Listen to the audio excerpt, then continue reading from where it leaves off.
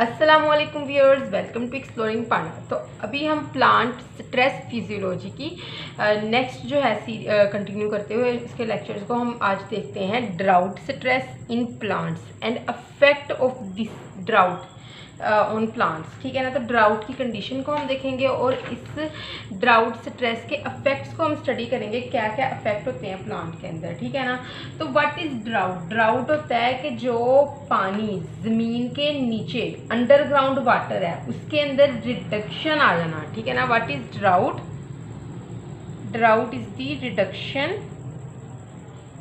इन underground water. ठीक है ना। जो पानी जो ज़मीन की सतह के नीचे होता है, ठीक है ना, उसके अंदर रिडक्शन आ जाना, क्योंकि हमें पता है कि प्लांट ये वाटर अब्जॉर्ब करते हैं थ्रू देयर रूट्स। अपनी रूट्स के ज़रिए प्लांट ये वाटर अब्जॉर्ब करते हैं। अब इस वाटर के अंदर कमी आ जाना, ठीक है ना, अंडरग्राउंड वाटर के अंदर रिडक्शन आने के प्रोसेस को हम कहते हैं कि हमारे पास ड्राउट का प्रोसेस है। ठीक है। तो ये ऑब्वियसली जब ये रिडक्शन आएगी, प्लांट का नॉर्मल फंक्शन क्या है? नॉर्मल फंक्शन यही है कि वो प्लांट अपनी रूट्स के जरिए जो है वो वाटर अब्जॉर्ब करते हैं। ठीक है।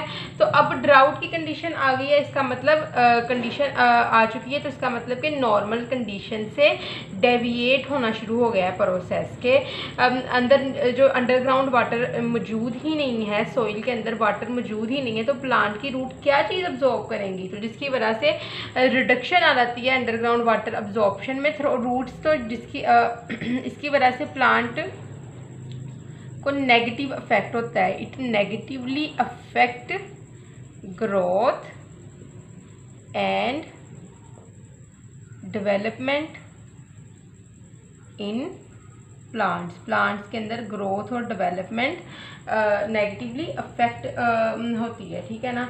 कि प्रोडक्टिविटी को अफेक्ट करता है प्लांट की। It affect the productivity. Productivity कम हो जाती है, यील्ड कम हो जाती है। ठीक है ना। और बहुत ज़्यादा कंडीशंस काज होती हैं इसकी वजह से, ड्राउट की वजह से। ठीक है ना। प्लांट का टर्गर प्रेशर लॉस हो जाता है। ठीक है।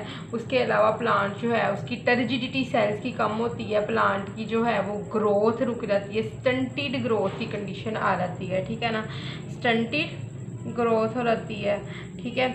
क्लियर। तो ये तो हमने थोड़ी सी समरी देखी है ड्राउट की। अब हम देखते हैं फुल डिटेल के साथ इसके इफ़ेक्ट्स को। ठीक है ना। हम यहाँ पे स्टडी करेंगे इसके इफ़ेक्ट्स को।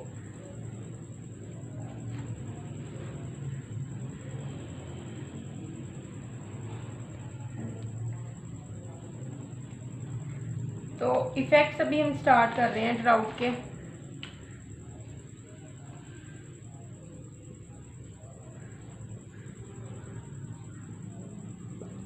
ठीक है।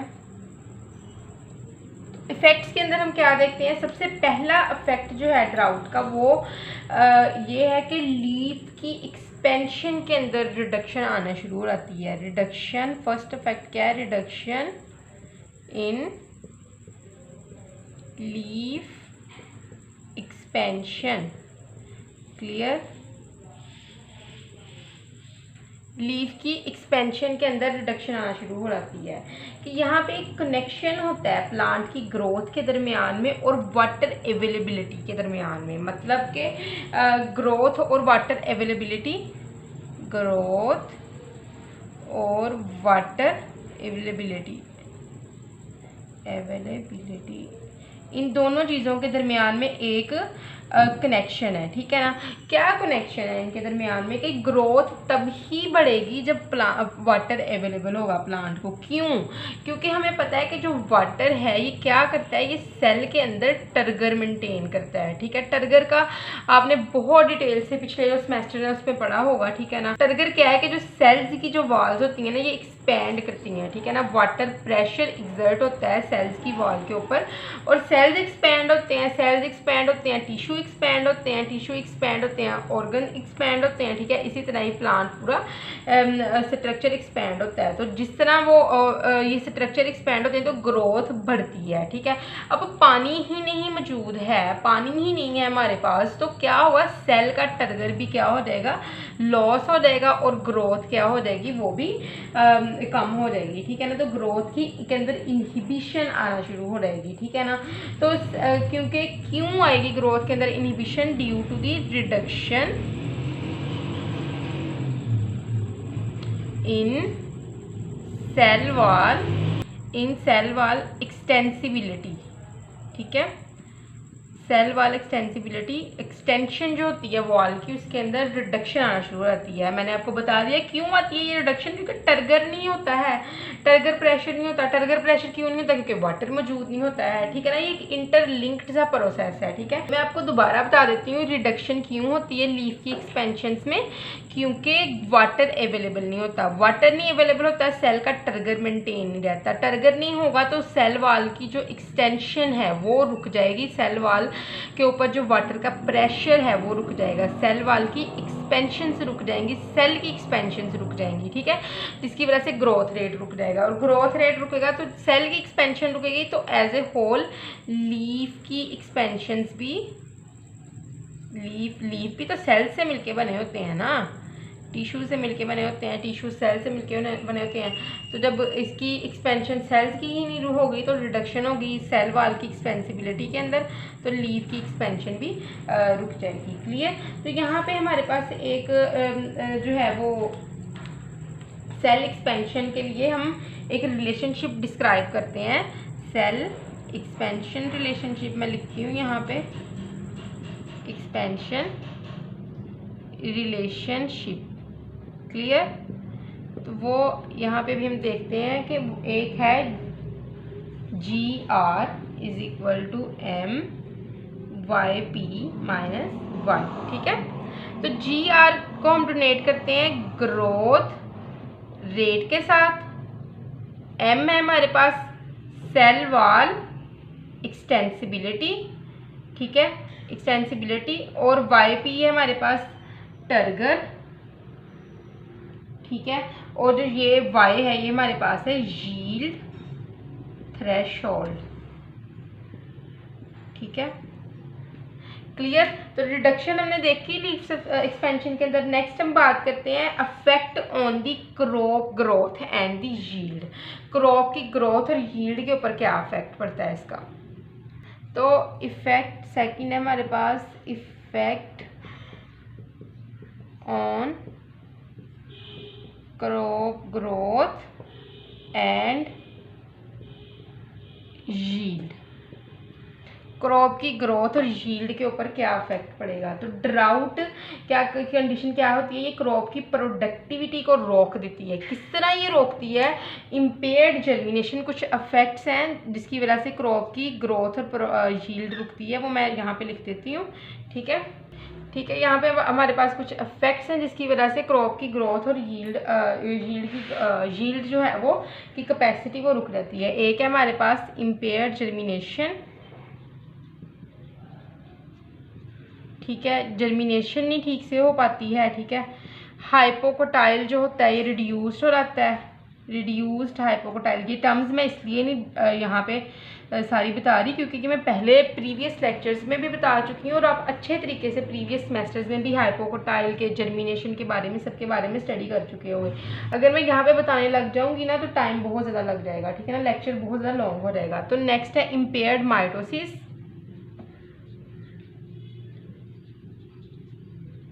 ठीक है, और उसके अलावा सेल इलोंगेशन और एक्सपेंशन के अंदर रिडक्शन होना शुरू हो जाती है। ठीक है ना, तो ये सारे जो इफेक्ट्स हैं, ये सारे जो वजह होती हैं जिसकी वजह से क्रॉप की ग्रोथ और यील्ड बुरी तरह अफेक्ट होती है। ठीक है, ठीक है, तो नेक्स्ट थर्ड जो इफेक्ट है इसका वो होता है इनहेंस्ड रूट ग्रोथ। ठीक है, इनहेंस्ड रूट ग्रोथ। तो ये क्या इफेक्ट होता है इसको भी हम देखते हैं कि जो ड्राउट की वजह से जो रूट की ग्रोथ है ना उनके अंदर इन्हेंसमेंट होनी शुरू हो जाती है। क्यों होनी शुरू हो जाती है? क्योंकि पानी तो मिल ही नहीं रहा जड़ों को। ठीक है ना, इनको रूट्स को नहीं मिल रहा है, तो रूट्स ने वाटर ज़्यादा से ज़्यादा अब्जॉर्ब करना है जिसकी वजह से रूट की ग्रोथ बढ़ती है ताकि ज़्यादा से ज़्यादा ज़मीन के अंदर फैल जाए और नीचे की तरफ भी ज़्यादा से ज़्यादा मूव करके वाटर ज़्यादा से ज़्यादा अब्जॉर्ब कर ले। ठीक है, आगे है stimulation of the leaf abscission. Third effect है ड्राउट का स्टिम्युलेशन ऑफ लीफ अब्सिशन। ठीक है, तो ये क्या होता है, अगर प्लांट जो होता है ना ये ज़्यादा से ज़्यादा वाटर स्ट्रेस हो जाए, ठीक है ना, ज़्यादा से ज़्यादा पानी की जो स्ट्रेस आ रहा है प्लांट के अंदर, तो लार्ज साइज लीफ जो होते हैं ये भी उसको अफेक्ट कर सकते हैं, क्योंकि ट्रांसपेरेशन ज़्यादा करने लग जाएंगे लीफ, जिसकी वजह से क्या होता है कि लीफ की अब्सिशन करवाना शुरू कर देते हैं, प्लांट लीफ को गिराना शुरू कर देते हैं ताकि पानी को, वाटर को कंजर्व किया जा सके। ठीक है ना, पहले ही पानी की कमी है, एक लार्ज लीफ ज़्यादा से ज़्यादा ट्रांसपेरेशन करना शुरू हो गए हैं, तो वाटर का लॉस बहुत ज़्यादा रेट में हो जाएगा। ठीक है ना, तो पानी की कमी हो जाएगी प्लांट को। लेकिन अगर लीफ की अब्सिशन करवा दी जाए तो वाटर को कंजर्व किया जा सकता है। ठीक है ना, और कुछ ड्राउट टॉलरेंस प्लांट होते हैं, ठीक है ना, कुछ डेजर्ट प्लांट होते हैं जो अपने लीव्स को गिरा देते हैं ड्राउट के दौरान। ठीक है ना, तो और नए लीव्स जो होते हैं रेन के बाद नए लीफ निकाल लेते हैं और ड्राउट के दौरान अपने लीफ को गिरा देते हैं। ठीक, तो ये साइकिल 2 से 3 दफ़ा ये करते हैं, एक सिंगल सीजन में 2 से 3 दफ़ा ये साइकिल इनका कंटिन्यू रहता है। ठीक है, तो नेक्स्ट अब हम बात करते हैं कि ROS जो की प्रोडक्शन जो होती है ड्राउट के दौरान, उसकी ROS क्या होता है हमारे पास, रिएक्टिव ऑक्सीजन स्पीशी। ठीक है, इसकी जो प्रोडक्शन होती है कब, ड्यूरिंग ड्राउट के दौरान रिएक्टिव ऑक्सीजन स्पीशीज़ की प्रोडक्शन की बात अब हम करते हैं। तो क्या होता है कि जब ज़्यादा से ज़्यादा पानी की कमी होगी, ठीक है ना, तो रिएक्टिव ऑक्सीजन स्पीशी की प्रोडक्शन वहाँ पे होनी शुरू हो जाएगी। ठीक है, तो जिसकी वजह से ऑक्सीडेटिव स्ट्रेस आ जाएगा। ठीक है, ऑक्सीडेटिव स्ट्रेस आ जाएगा प्लांट्स को। ठीक है, और ये ऑक्सीडेटिव स्ट्रेस फोटोसिंथेसिस और रेस्पिरेशन जैसे प्रोसेसेस जो हैं प्लांट के अंदर, मेटाबॉलिक प्रोसेसेस जो रेस्पिरेशन जैसे हैं, इसको बुरी तरह अफेक्ट करेगा। ठीक है, तो नेक्स्ट जो है इसका सबसे इम्पोर्टेंट और लास्ट वाला इफेक्ट हम देखते हैं, स्टोमेटा की क्लोजिंग। सबसे इम्पोर्टेंट जो इफेक्ट है ड्राउट का वो हम यहाँ पे देखते हैं, स्टोमेटल क्लोजिंग। क्लियर, तो जब ड्राउट के इफेक्ट से स्टोमेटा क्लोज हो जाते हैं, क्योंकि पानी तो पहले ही नहीं प्लांट को रूट्स के ज़रिए मिल रहा, अब ये स्टोमेटा खोल के उसकी ट्रांसपेरेशन करनी शुरू कर दें, है ना, चुप करके, तो फिर तो पानी का बिल्कुल ही लॉस हो जाएगा। ठीक है ना, जिसकी वजह से जो पानी मौजूद है उसको कंजर्व कर लिया जाता है, थोड़ा थोड़ा पानी drop by drop root absorb कर रही हैं अगर ज़्यादा से ज़्यादा एक्सपेंड करके, तो उस पानी को कंजर्व करने के लिए स्टोमेटा को क्या कर दिया जाता है, क्लोज कर दिया जाता है। ठीक है ना, तो ये क्या होता है कि प्लांट किसके रिस्पॉन्स में करते हैं, स्टोमेटा को क्लोज करते हैं एब्सिसिक एसिड के रिस्पॉन्स में। ठीक है, एब्सिसिक ABA के रिस्पॉन्स में स्टोमेटा की क्लोजिंग करवा दी जाती है। ठीक है ना, क्योंकि एब्सिसिक एसिड की कंसंट्रेशन ड्राउट स्ट्रेस की कंडीशन में बढ़ जाती है रूट्स में। ठीक है, और ये स्टोमेटा की क्लोजिंग करवाते हैं, ये रूट से बाद में आते हैं इसके अंदर स्टेम में लीव्स के अंदर आके बाद में स्टोमेटा की क्लोजिंग करवा देते हैं। क्लियर, तो यहाँ पे ना 2 क्लेयर होती है स्टोमेटा की, एक होती है हाइड्रो एक्टिव क्लेयर। ठीक है, हाइड्रो एक्टिव क्लेयर। क्लियर, और दूसरी होती है हमारे पास हाइड्रो पैसिव क्लेयर। क्लियर, तो जो हाइड्रो एक्टिव क्लेयर होती है इसके अंदर क्या होता है कि पूरा प्लांट जो होता है ना, पूरा लीफ और रूट सारा कुछ डिहाइड्रेट हो जाता है। ठीक है ना, पूरा प्रोसेस ही जो प्लांट का पूरा स्ट्रक्चर जो होता है क्या होता है, whole leaf and roots dehydrated.